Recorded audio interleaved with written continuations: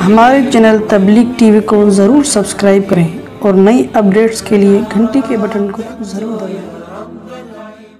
ہمارے حضرت سے کسی نے کہا کہ حضرت وہ بینک میں ایک سب جاب کرتے ہیں، ان کی آمدن اگرچہ سودی ہے لیکن وہ ہدیہ آپ کو دیں گے تو قبول کر لیں کیونکہ تاکہ ان کا دل نہ ٹوٹے۔ حضرت نے فرمایا میں کسی کے دل کو جوڑنے کے لیے اللہ کا دل نہیں توڑ سکتا۔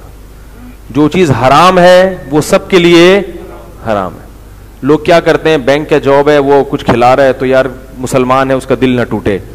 تو شریعت میں دل جوڑنے کی بھی کچھ حدود ہیں، ان حدود سے آگے نکلنے کی آپ کو اجازت نہیں ہے۔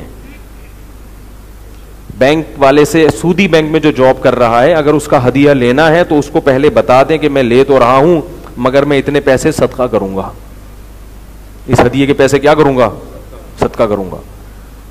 تو لوگ کہتے ہیں یار یہ کیسے کہیں ہم اس کو۔ یہ مسئلہ خوب سمجھ لیں، کوئی بھی حرام کماتا ہو تو وہ اگر کوئی چیز آپ کو دے گا تو ایک صورت میں جائز ہے کہ آپ اتنی قیمت صدقہ کرنے کا ارادہ کر لیں، پھر وہ آپ کے لیے کیا ہو جائے گی، حلال، اس کی قیمت صدقہ کرنے کا تو حلال تو ہو جائے گی۔ لیکن اس کو بتانا اس لیے ضروری ہے کہ اس کو یہ پتہ لگے کہ میں کیا کر رہا ہوں، ناجائز کما رہا ہوں۔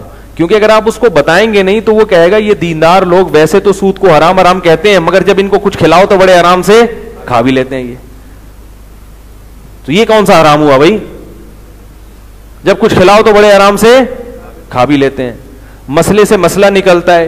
بعض لوگ یہاں یہ بھی اعتراض کرتے ہیں کہ مسجدوں میں جتنے لوگ چندہ دیتے ہیں تو مسجد والوں کو تو نہیں پتا ہوتا کہ یہ سود کا ہے یا نہیں، جب حرام لینے کی باری ہے تو سارے لے رہے ہوتے ہیں۔ بات آ رہی ہے سمجھ میں؟ تو یاد رکھو چاہے مسجد والا ہو یا کوئی بھی ہو، جس کے بارے میں آپ کو یقینی پتا چل جائے کہ یہ حرام کماتا ہے اس سے ہدیہ لینا جائز نہیں ہے۔ جس کے بارے میں پتا نہ ہو اس کے بارے میں جائز بھی ہے اور اس سے تحقیق کی اجازت بھی نہیں ہے، کیونکہ تجسس شریعت میں کیا ہے، منع ہے۔ اب کوئی آپ کو کچھ کھلا رہا ہے، آپ پوچھے کیا کماتے ہو، یہ غلط ہے۔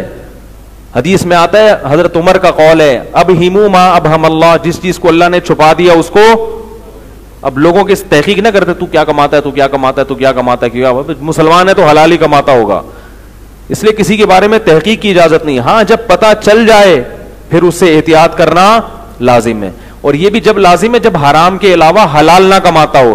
اگر حرام بھی کما رہا ہے حلال بھی کما رہا ہے تو پھر ایسی صورت میں آپ یہی سمجھیں گے ہمیں حلال سے دے رہا ہے۔ بات آ رہی ہے سمجھ میں؟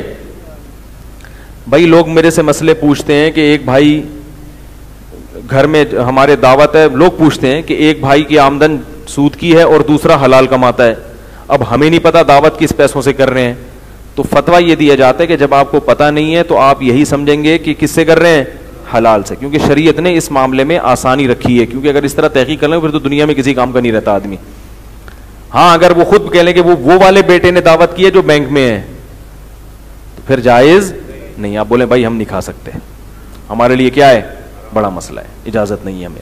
ہاں وہ جو بینک میں بیٹا ہے وہ بینک میں بھی کما رہا ہے اور اس کے علاوہ بھی ارننگ ہے اس کی، پھر بھی جائز ہے۔